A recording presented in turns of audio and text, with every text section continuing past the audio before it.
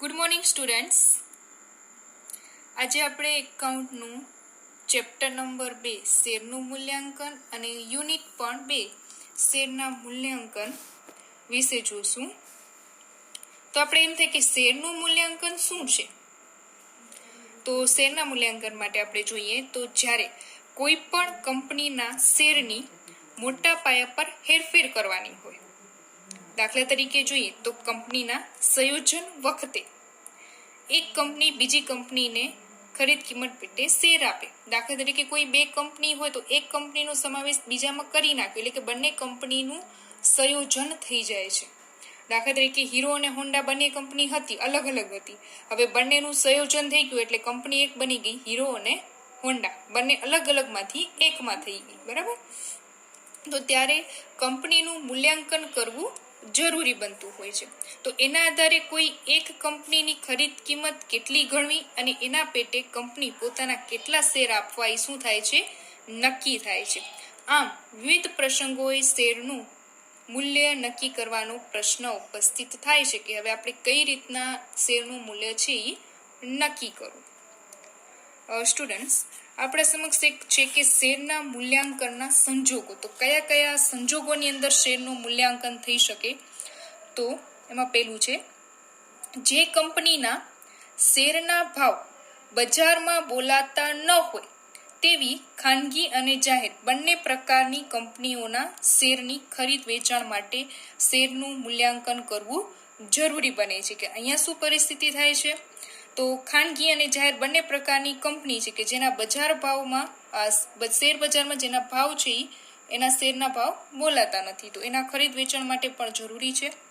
બીજું, જ્યારે બે કે વધુ કંપનીઓનું સંયોજન થાય, એટલે કે એક કંપનીનો બીજી કંપનીમાં સમાવેશ કરવાનો હોય ત્યારે બંધ થતી કંપનીના સભ્યોને આપવાનું વળતર નક્કી કરવા માટે પણ શેરનું મૂલ્યાંકન કરવું જરૂરી બને છે.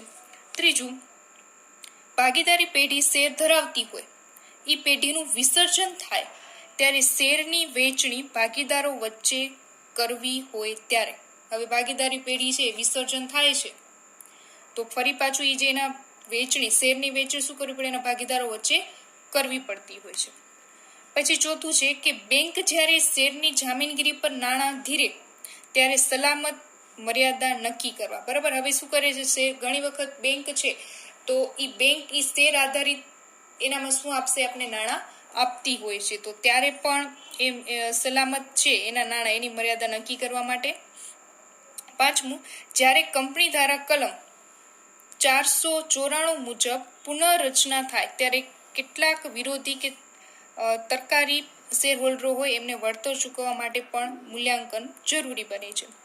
છઠ્ઠું છે કે જ્યારે કંપનીના કોઈ પણ એક પ્રકારના શેરનું બીજા પ્રકારના શેરમાં રૂપાંતર કરવું હોય, દાખલા તરીકે ડિફર્ડ શેરનું ઓર્ડિનરી શેરમાં રૂપાંતર જો કરવું હોય કે પ્રેફરન્સ શેરનું ઓર્ડિનરી શેરમાં એટલે કે ઇક્વિટી શેરમાં રૂપાંતર કરવું હોય તો આ રીતે પણ મૂલ્યાંકન કરવું જરૂરી બને છે. સાતમું છે કે કંપનીના શેર બક્ષિસ તરીકે આપવામાં આવે તો બક્ષિસ વેરો નક્કી કરવામાં. હવે અહીંયા કને શું હોય છે કે કંપનીના શેરને બક્ષિસ તરીકે આપવામાં આવે છે તો ત્યારે પણ એ નક્કી કરવું પડે. બરાબર? કંઈ ભેટ સ્વરૂપે કંઈક આપીએ છીએ શેરને. એના જો હવે ઘણી વખત કર્મચારીઓ સારું કામ કરતા હોય તો એને બોનસ તરીકે પણ શેર આપવામાં આવતા હોય છે. સંપત્તિ. આઠમું છે કે સંપત્તિ વેરાના હેતુ માટે, એટલે કે જો કોઈ કંપનીના શેરનો સમાવેશ સંપત્તિમાં થતો નથી તેથી શેરની કિંમત પર સંપત્તિ વેરો ભરવો પડતો નથી, તો એના માટે પણ મૂલ્યાંકન જરૂરી છે. નવમું, કંપની પર અંકુશ જમાવી શકાય એટલા મોટા પ્રમાણમાં શેર ખરીદવાના હોય કે એક કંપની બીજા કંપની ઉપર અંકુશ થઈ શકે. બરાબર? તો એ અંકુશ જમાવી શકે એના માટે પણ મૂલ્યાંકન જરૂરી છે. 10મું, ખાનગી કંપનીના શેરની ફેરબદલી એના બીજા સભ્યોના નામે કરવી હોય ત્યારે. ખાનગી કંપની હોય છે, હવે એના શેરની ફેરબદલી બીજા કોઈ સભ્યના નામે એટલે કે બીજાના નામે ટ્રાન્સફર કરવી હોય તો ત્યારે પણ એનું મૂલ્યાંકન કરવું જરૂરી બને છે. 11મું છે કે ઇન્વેસ્ટમેન્ટ ટ્રસ્ટ કંપનીના મિલકતોનું મૂલ્યાંકન કરવા માટે પણ જરૂરી છે. 12મું, સરકાર કોઈ પણ ઉદ્યોગ પોતાને હસ્તગત લે ત્યારે શેરની ઉપજી શકે એવી કિંમત વળતર રૂપે શેર હોલ્ડરોને ચૂકવવાની હોય ત્યારે. બરાબર? કે કોઈ પણ ઉદ્યોગો છે એ પોતાના હસ્તક લે છે તો ત્યારે શેરની ઉપજી શકે એવી કિંમત છે એ વળતર સ્વરૂપે જો શેર હોલ્ડરોને કંઈ રકમ ચૂકવવાની થતી હોય તો ત્યારે પણ શેરનું મૂલ્યાંકન કરવું જરૂરી બને છે. હવે એક વસ્તુ છે અહીંયા કને કે પ્રેફરન્સ શેર અંગે તો શેરના મૂલ્યાંકનનો પ્રશ્ન ઊભો થાય ત્યારે મોટેભાગે ઇક્વિટી શેરના મૂલ્યાંકનનો જ પ્રશ્ન અહીંયા ઊભો થશે, કારણ કે પ્રેફરન્સ શેર કંપની ધારા પ્રમાણે જે હકો આપ્યા છે એના લીધે પ્રેફરન્સ શેર તરીકે ઓળખાય છે. તો એને નફામાંથી નિશ્ચિત સ્વરૂપે ડિવિડન્ડ મેળવવાનો પ્રથમ હક છે. કંપની જ્યારે ફળચામાં જાય કે બંધ થવાની હોય ત્યારે પણ પ્રથમ એને મૂડી હક મળે છે. તો એના લીધે એને શું મળે છે? સલામતી મળે છે.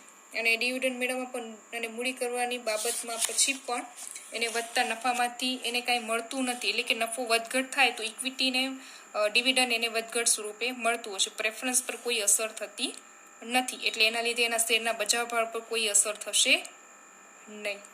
અને શેરનું મૂલ્યાંકનનો પ્રશ્ન સામાન્ય રીતે ઇક્વિટી મૂલ્યાંકન માટેનો જ પ્રશ્ન હોય છે. પ્રેફરન્સ માટે આવો કોઈ પ્રશ્ન ઉદ્ભવતો નથી.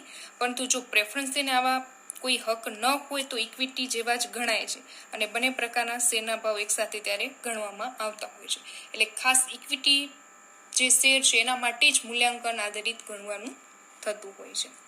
એના પછી એક મહત્વનો પ્રશ્ન તરીકે આવશે કે શેરના મૂલ્યાંકનને અસર કરતા પરિબળો. હવે આ જે પ્રશ્ન છે ઘણી વખત થિયરીનો પ્રશ્ન પૂછાતો હોય, સાથે દાખલો પણ હોય છે ઓપ્શનની અંદર કે ગમે તેવી રીતના. તો એ પણ ખાસ આપણે જોઈ લઈએ કે શેરનું જ્યારે મૂલ્યાંકન ને અસર કયા પરિબળો કરી શકે. તો શેરનું મૂલ્યાંકન એટલે કે આપણે જોયું કે શેરની ઉપજી શકે એવી કિંમત શું કરવાની, કિંમત છે એ નક્કી કરવી. પરંતુ શેરની ઉપજી શકે એવી કિંમત મુખ્યત્વે બે પરિબળો પર આધાર રાખશે. એક તો આંતરિક પરિબળ અને બીજું બાહ્ય પરિબળ. તો આંતરિક પરિબળો કે જે કંપનીની અંદરના પરિબળો છે કે જે અસર કરતા હોય છે, એમાં પેલું જ છે કે કંપનીની નાણાકીય સ્થિતિ. તો કંપનીની કેટલીક એવી આંતરિક બાબતો, કંપનીની મુક્ત અનામતો હોય, ડિવિડન્ડની નીતિ છે કે શેરની કિંમત ઉપર શું કરતી હોય છે, અસર કરે છે. એટલે કે કંપનીની નાણાકીય સ્થિતિ જેમ વધુ મજબૂત હશે તો શેરના ભાવ કેવા હશે, વધારે હશે. અને જેમ કંપનીમાં ડિવિડન્ડ, ઇક્વિટી ડિવિડન્ડ ઓછું આપે એમના ભાવ શું થશે, ઘટશે. તો એ નાણાકીય સ્થિતિ અસર કરશે. પછી છે કે કંપનીનો નફો કમાવાની સ્થિતિ. તો કંપનીઓ નફો કમાવાની જે સ્થિતિ છે એની શક્તિ છે એ પણ એને ડિવિડન્ડ વધુ આપી શકે. જો કંપની નફો વધુ કમાશે તો વધુ ડિવિડન્ડ આપશે, ઓછું કમાશે તો ઓછું ડિવિડન્ડ આપે છે. તો કંપની નફો કમાવાની શક્તિ સ્થિર નથી, એટલે કે કંપનીના શેરના ભાવ ઉપર પ્રતિકૂળ અસર થશે. એક ડિવિડન્ડનો એક વખત દર ઊંચો અને મહત્વનો નથી, પરંતુ લાંબા સમય સુધી એ સ્થિર રહે ને એ મહત્વનું છે. અને નફો કમાવાની શક્તિ પર કાબુ તેમ શેરના ભાવ વધુ રહેતા હોય છે. પછી ત્રીજું પણ એક મહત્વનું છે કે પાઘડી. તો જે પાઘડી છે એ આપણે આગળ જોયું કે પેઢીની પ્રતિષ્ઠા મૂલ્ય દર્શાવતી મિલકત છે. એટલે કંપનીનો જો નફો કમાવાની શક્તિ પર કાબુ ધરાવતી હોય તો તે બાબતમાં સ્થિર હોય તો એકસરખી રીતે ડિવિડન્ડ જાહેર કરે જતી હોય તો એના કંપનીની શાખ શું ગણાય, વધારે ગણાય. કે જ્યાં શાખ વધુ ગણાય તો કંપનીની પાઘડીની કિંમત કેવી હોય, વધુ. કારણ કે એની પ્રતિષ્ઠા કોઈ પણ એક પેઢીની વધારે હશે તો એની પાઘડીની કિંમત પણ આપોઆપ વધારે હોય છે. અને પાઘડીની કિંમત જો વધુ ઉપજે તો એનો લાભ ફક્ત ઇક્વિટી શેરહોલ્ડરને જ મળે છે. અને આવા સંજોગોમાં ઇક્વિટી શેરનો ભાવ છે એ વધુ ગણાતો હોય છે. પછી છે પ્રતિકૂળ ગુણોત્તરો. તો પ્રતિકૂળ ગુણોત્તરમાં નાણાકીય જોઈએ કે ચાલુ ગુણોત્તરો, માલિકી ગુણોત્તર, ગિયરિંગ ગુણોત્તર, દેવા ઇક્વિટી ગુણોત્તર આ પ્રતિકૂળ હોય તો શેરમાં નાણાં રોકવા રોકાણકારો તૈયાર નહીં થાય. અને આપણે ચાલુ ગુણોત્તર વિશે ખબર છે કે ચાલુ મિલકતો, ચાલુ દેવાને આધારિત છે. માલિકી ગુણોત્તરની અંદર પણ માલિકી ભંડોળો ને એ આવશે. દેવા ઇક્વિટી ગુણોત્તરમાં પણ દેવાનું અને ઇક્વિટીનું પ્રમાણ ને બધું આવતું હોય છે. એટલે જો નાણાં રોકવા રોકાણકારો તૈયાર ન થાય તો પણ એ શેરના મૂલ્ય કેવું હોય છે, ઓછું હોય છે. પછી રોકાયેલી મૂડી. તો કંપનીના અપેક્ષિત નફાના પ્રમાણમાં રોકાયેલી મૂડી વધુ છે કે ઓછી છે એ બાબત પણ શેરના મૂલ્યને અસર કરશે. હવે બાહ્ય પરિબળોની અંદર જોઈએ તો બાહ્ય પરિબળો કે જે એવા પરિબળો કે જે કંપનીનો ઉપરનો, જેના ઉપર આંતરિક પરિબળો કે જેનો કંપનીનો એના ઉપર કાબુ હોય છે, જ્યારે બાહ્ય પરિબળો એવા કે એના પર કંપનીનો કાબુ હોતો નથી. તો એની અંદર આપણે પેલું છે કે ધંધાનો પ્રકાર, કે જો કંપનીનો ધંધો જોખમી હોય અને નુકસાન સંજોગો વારંવાર બદલાયા કરતા હોય તેવા શેર છે ખરીદવા માટે ઓછા પ્રેરાતા હોય છે, એટલે ભાવમાં ઓછા જોવા મળે છે. પછી છે કે લોકોની બચત અને એમાંથી કંપનીના રોકાણ કરવાની ઈચ્છા. લોકોની બચત કેટલી થાય છે એના પ્રમાણે શું કરશે, એ રોકાણ કરશે. અને ઉદ્યોગ ધંધાનું પ્રમાણ એટલે કે રોકાણ કેટલું થાય છે એના આધારે રોકાણકારક કંપની પર એનું આકર્ષણ જોવા મળે છે. એટલે કે કંપની પ્રત્યે કેટલું રોકાણ થાય છે, એટલે કે રોકાણકારોનું આ કંપની પ્રત્યે કેટલું આકર્ષણ છે એ જોવા મળે છે. તો એ પણ પરિબળ છે, એ બજાર ભાવને અસર કરશે. ત્રીજું, સરકારની નીતિ. એ પણ એક ખૂબ જ મહત્વનું પરિબળ છે, કારણ કે એ નીતિ છે ને ઉદ્યોગ ધંધાને અસર કરતી હોય છે. રાષ્ટ્રીયકરણનો ભય હોય, કરવેરાની શક્યતા હોય, આયાત નિકાસ અંગેની નીતિ છે, ઔદ્યોગિક નીતિ છે, અંકુશો છે, તો એ બધા જ છે એ શું કરતા હોય છે, ધંધાને અસર કરતા હોય છે. એટલે કે સરકારી જે નીતિ છે એ પણ મહત્વની છે. પછી રાજકીય પરિસ્થિતિ. તો જો રાજકીય પરિસ્થિતિ સ્થિરતા હોય, લાંબો સમય સુધી એક જ સત્તા ઉપર કોઈ એક પક્ષ હોય તો શેરના ભાવ ઊંચા રહે છે, પરંતુ રાજકીય અસ્થિરતાને લીધે એના ભાવો વધતા નથી. એટલે કે રાજકીય સ્થિતિ પર એની અસર જોવા મળતી હોય છે. પછી ઉદ્યોગ ધંધાને મળતી આર્થિક સગવડો અને સેવાઓ. તો વિકસિત દેશોની અંદર આ સગવડો વધુ મળે છે, જ્યારે આપણા જેવા અર્ધવિકસિત દેશોમાં આવી સવલતો કેવી છે, ઉદ્યોગ ધંધાને મળતી સવલતો અપૂરતી હોય છે. યંત્ર સામગ્રીનો પુરવઠો હોય, કાચા માલનો પુરવઠો છે, વાહન વ્યવહારની આધુનિક સગવડો છે, ટેકનિકલ જ્ઞાન ધરાવતા લોકોનો અભાવ છે. તો અહીંયા ઉદ્યોગોના વિકાસ ઉપર એની અસર થતી હશે. પરિણામે નફા પર પણ અસર થશે. નફા પર અસર થાય એટલે સીધા શેરના ભાવો પણ બદલાતા રહે છે. અને અન્ય કંપનીઓ પર શેરના વળતર, આ જ ધંધો કરતી અન્ય પેઢી છે તો એના શેર ઉપર કેટલું એને વળતર મળે છે એના આધારે આપણી શેરની બજાર કિંમત નક્કી કરવામાં આવતી હોય છે. તો આ શેરનું મૂલ્યાંકન કરવું એ એક મહત્વનો પ્રશ્ન એકાઉન્ટન્ટ માટેનો પણ હોય છે. અને એના શેરનું મૂલ્યાંકન કરતી વખતે ખાસ કરીને પાઘડીનું મૂલ્યાંકન કરવું જરૂરી બને છે. પાઘડી છે એ ખૂબ જ મહત્વનો ભાગ આ શેરના મૂલ્યાંકનમાં ભજવતી હોય છે. હવે જુઓ તો આ શેરના મૂલ્યાંકન કરવાની બે પદ્ધતિઓ પ્રચલિત છે. પહેલું, ચોખ્ખી મિલકતના ધોરણે મૂલ્યાંકન, અને બીજું ઉપજના ધોરણે મૂલ્યાંકન. બરાબર, આપણે બે પદ્ધતિનો અહીંયા અભ્યાસ કરશું, ચોખ્ખી મિલકતના આધારે અને ઉપજના આધારે. તો ચોખ્ખી મિલકતના આધારે થતું મૂલ્યાંકન, આપણે પેલી જ પદ્ધતિ જોશું કે ચોખ્ખી મિલકતના આધારે થતું મૂલ્યાંકન. તો જે આ પદ્ધતિ છે એને આંતરિક મૂલ્યની પદ્ધતિ તરીકે અથવા તો ખંડકૃત મૂલ્ય પદ્ધતિ તરીકે પણ ઓળખવામાં આવે છે. અને અહીંયા જે ગણતરી કરવામાં આવશે એ કેવી હોય છે, સરળ હોય છે. પાકસ્ત્રોયના મુજબ મિલકતોમાંથી દેવા બાદ કરીને ચોખ્ખી મિલકત મળશે, એના આધારે શેરની કિંમત નક્કી થશે. જુઓ તો આપણે સૂત્ર છે, શેરની આંતરિક કિંમત બરાબર ચોખ્ખી મિલકતો છેદમાં ઇક્વિટી શેરની સંખ્યા અથવા તો ઓર્ડિનરી શેરની સંખ્યા. બરાબર, આ એનું સૂત્ર થઈ ગયું ચોખ્ખી મિલકતની પદ્ધતિ શેરનું મૂલ્યાંકન. હવે ચોખ્ખી મિલકત ગણતરી વખતે ધ્યાનમાં રાખવાના મુદ્દામાં એક તો પાઘડી ગણવી પડશે, અવાસ્તવિક મિલકતો છે તો એ જોવાની, નહીં વેચાયેલો નફો, બાદ કરવાના દેવા તો દેવાની અંદર પણ બાદ થશે. હવે આપણે એના સ્ટેપ જોઈએ એટલે તરત આપણને એનો ખ્યાલ આવી જશે. જોઈએ, ચોખ્ખી મિલકતના ધોરણે શેરનું મૂલ્યાંકન એટલે કે શેરની આંતરિક કિંમત. એનામાં સ્ટેપની અંદર સૌથી પહેલા ચોખ્ખી મિલકત શોધો. સ્ટુડન્ટ્સ, અહીંયા તમે બુકની અંદર આ ખાસ નોંધ કરી લેજો. બરાબર, એના સ્ટેપ. તો પહેલું જ આવશે ચોખ્ખી મિલકત શોધો. બીજું છે કે ચોખ્ખી મિલકતો એટલે કે દ્રશ્ય ચોખ્ખી મિલકતો, એનામાંથી દ્રશ્ય દેવા શું થશે, બાદ થશે.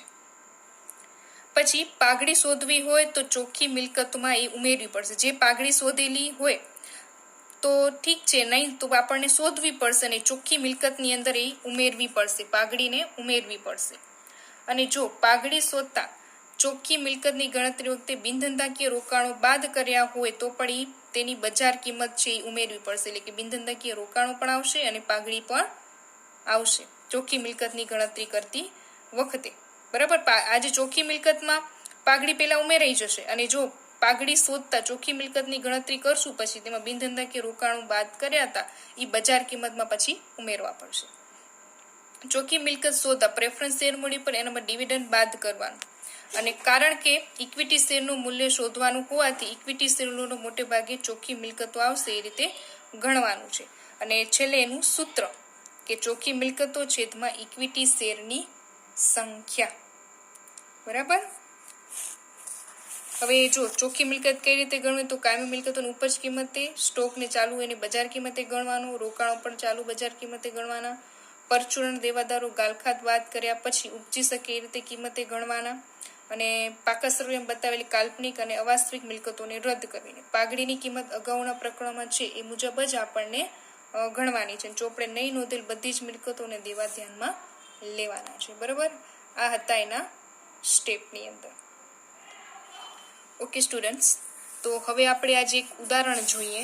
એ ઉદાહરણ પરથી આપણે જોશું કે કઈ રીતના છે એ ગણી શકાય છે. હવે જો ઉદાહરણ નંબર 4.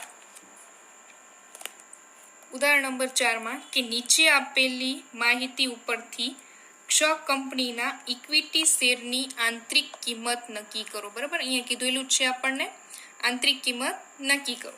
હવે જો તારીખ 31/3/2012 ના રોજનું પાકું સરવૈયું, જવાબદારી અને મિલકતો. જવાબદારી બાજુ જોઈએ તો શેર મૂડી 10%ના 1 લાખ પ્રેફરન્સ શેર દરેક ₹10 નો 10 લાખ, 1 લાખ ઇક્વિટી શેર દરેક ₹10 નો એવા 10 લાખ, અનામતો 4 લાખ, 10%ના ડિબેન્ચર 4 લાખ, ઘસારા ફંડ એમાં જમીન મકાન 50,000, સાચા યંત્રો 50,000, બારે આવશે 1 લાખ, ચાલુ દેવા આવશે 95,000. મિલકતો બાજુ જઈએ તો પાઘડી 50,000, જમીન મકાન જેની બજાર કિંમત છે 14 લાખ અને બાર કિંમત છે એની 13,50,000, સાચા અને યંત્રો 12,50,000, ફર્નિચર 10,000, રોકાણો. જો રોકાણોની અંદર ગોળ કંપનીના શેર 1,50,000 અને અન્ય કંપનીને 10%ના ડિબેન્ચર 40,000 જે વ્યાજ પાત્ર છે, બારે આવશે 1,90,000. દેવાદારો 60,000, સ્ટોક 80,000, રોકડ બેંક 5,000. બંનેનો સરવાળો થશે 29,95,000.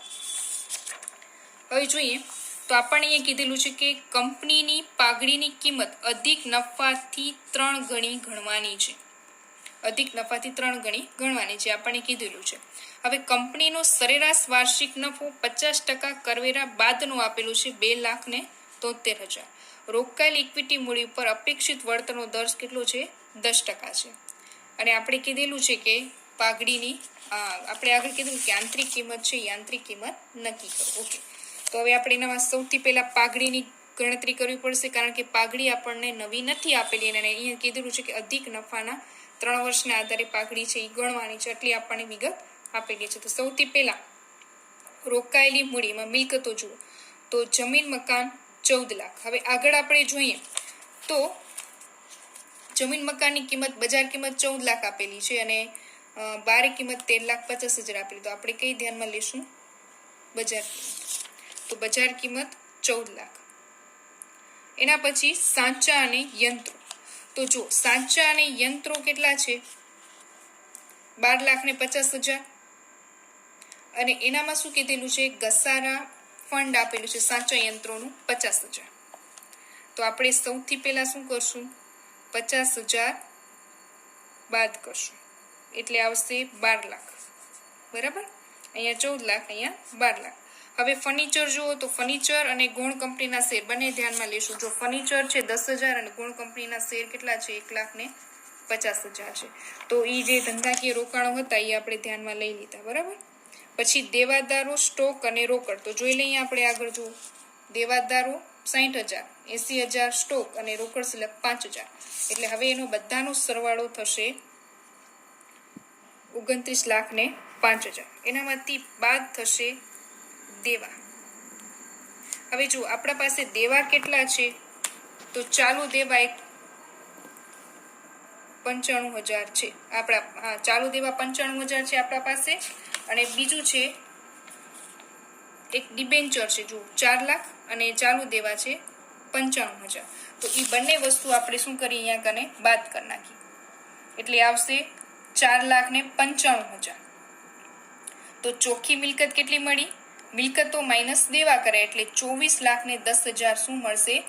ચોખ્ખી મિલકત મળી. એનામાંથી બાદ કરશું પ્રેફરન્સ શેર મૂડી. તો પ્રેફરન્સ શેર મૂડી જો સ્ટુડન્ટ્સ આગળ આપણને આપેલી હતી 10 લાખ. તો એ 10 લાખ આપણે શું કરશું, અહીંયા બાદ કરશું. એટલે રોકાયેલી મૂડી કેટલી મળશે? 14,10,000 આપણને રોકાયેલી મૂડી મળશે. ઓકે, તો આપણે રોકાયેલી મૂડી અહીંયા કને મળી ગઈ. હવે આપણે અપેક્ષિત નફો શોધવો હોય તો અપેક્ષિત નફો આના આધારે આપણે શોધી શકીએ છીએ કે રોકાયેલી મૂડી ગુણ્યા અપેક્ષિત વળતરનો દર. તો રોકાયેલી મૂડી 14,10,000 ગુણ્યા 10% એટલે 1,41,000 આપણને અપેક્ષિત નફો મળી જશે. બરાબર. હવે આપણે વાત કરીએ સરેરાશ નફાની. તો સરેરાશ નફો આપણને અહીંયા કીધેલો હતો, કેટલો આપેલો છે? કરવેરા બાદનો 2,73,000 આપેલો છે. તો એ આપણે લઈ લઈએ. એના ઉપરથી માઇનસ કરશું રોકાણો પર વ્યાજ કર બાદ 2,000. હવે જો રોકાણો આપણને અહીંયા આપેલા હતા, બિનધંધાકીય રોકાણો 40,000 છે, એના 10% કરીએ. 40,000 ના 10% કરો તો જો 40,000 ના 10% કરીએ આપણે એટલે આવશે 4,000 અને 50% કરવેરા એટલે બાદ થશે. બરાબર, બાદ કરતા આવશે 2,000. તો 2,73,000 એનામાંથી 2,000 બાદ થશે એટલે 2,71,000 બાદ થશે પ્રેફરન્સ ડિવિડન્ડ. હવે પ્રેફરન્સ ડિવિડન્ડ આપણા પાસે 10 લાખ શેર મૂડી હતી, એનામાંના 10%, 10 લાખના 10% કરશું એટલે 1 લાખ શું આવશે? Preference dividend. તો હવે સરેરાશ નફો આપણને કેટલો મળી ગયો? 1,71,000 મળી ગયો. હવે આપણે પહેલા શોધશું અધિક નફો. તો અધિક નફો બરાબર સરેરાશ નફો માઇનસ અપેક્ષિત નફો. તો સરેરાશ નફો છે 1,71,000, એનામાંથી અપેક્ષિત નફો આપણે જે શોધ્યો હતો 1,41,000 બાદ કરશું એટલે આવશે 30,000. અધિક નફો મળશે 30,000. ઓકે, હવે આપણે પાઘડીની ગણતરી કરીએ. તો પાઘડી બરાબર અધિક નફો ગુણ્યા ખરીદીના વર્ષ. તો ખરીદીના 3 વર્ષ આપણને આપેલા છે. તો અધિક નફો 30,000 ગુણ્યા 3 વર્ષ આપણે આપેલા છે અને અધિક નફો મળ્યો 30,000 એટલે પાઘડી આવશે 90,000. બરાબર, 90,000 આપણને પાઘડી મળી ગઈ. હવે અત્યાર સુધી જે આપણે દાખલો ગણ્યો ને એ શું હતો? પાઘડીનો જ દાખલો હતો. હવે આપણે ચોખ્ખી મિલકતને આધારિત ગણતરી કરશું. તો જુઓ, શેરની આંતરિક કિંમતની ગણતરી. હવે ઇક્વિટી શેર હોલ્ડરના ભાગે આવતી ચોખ્ખી મિલકતો. હવે આપણે અહીંયાથી ચેપ્ટર નંબર 2 ની શરૂઆત. અહીંયા સુધી શું કર્યું? પાઘડી સુધી તો એકનું જ વાત હતી, હવે અહીંયાથી શરૂઆત થાય છે. તો સૌથી પહેલા ચોખ્ખી મિલકતોમાં જોશું તો અહીંયા કને આવશે રોકેલી મૂડી. રોકેલી મૂડી આપણને કેટલી મળી હતી? 14,10,000. તો રોકેલી મૂડી એનામાં આપણે પાઘડી 90,000 શું કરવી પડશે? પ્લસ. એ આપણે સ્ટેપની અંદર જોયું કે પાઘડી છે ને એ શું કરવી પડશે? પ્લસ, એટલે કે 90,000 પ્લસ કરી. અને બિનધંધાકીય રોકાણો હતા 40,000, તો એ પણ આપણે શું કરવું? 40,000 જે આપણે આગળ હતા જ. બરાબર, એક વખત જોઈ લો. તો 40,000 હતા એ જ આપણે 40,000 અહીંયા ધ્યાનમાં લેશું. તો હવે આપણને મળશે ચોખ્ખી મિલકતો 15,40,000. બરાબર, 15,40,000 ચોખ્ખી મિલકત આપણને મળી ગઈ. હવે આપણે પણ સૂત્રમાં કિંમત મૂકીએ તો ઇક્વિટી શેરનું આંતરિક મૂલ્ય બરાબર ચોખ્ખી મિલકતો છેદમાં શેરની સંખ્યા. તો ચોખ્ખી મિલકતો આવશે 15,40,000 છેદમાં શેર કેટલા આવશે? 1 લાખ. કારણ કે અહીંયા કને શું છે આપણા માટે? ઇક્વિટી શેર મૂડી આપેલી હતી, જો 1 લાખ. બરાબર, 1 લાખ શેર ઇક્વિટી શેર તરીકે બતાવેલા છે. તો એ કેટલા અહીંયા મૂકી દઈશું આપણે? 1 લાખ શેર એટલે આવશે 15.40 રૂપિયા. આપણને શું મળી જશે? ઇક્વિટી શેરનું આંતરિક મૂલ્ય. ઓકે સ્ટુડન્ટ્સ, તો આજે આપણે થિયરીની માહિતી મેળવી અને સાથે એક ઉદાહરણ જોયું. કાલે નવા દાખલા સાથે મળશું.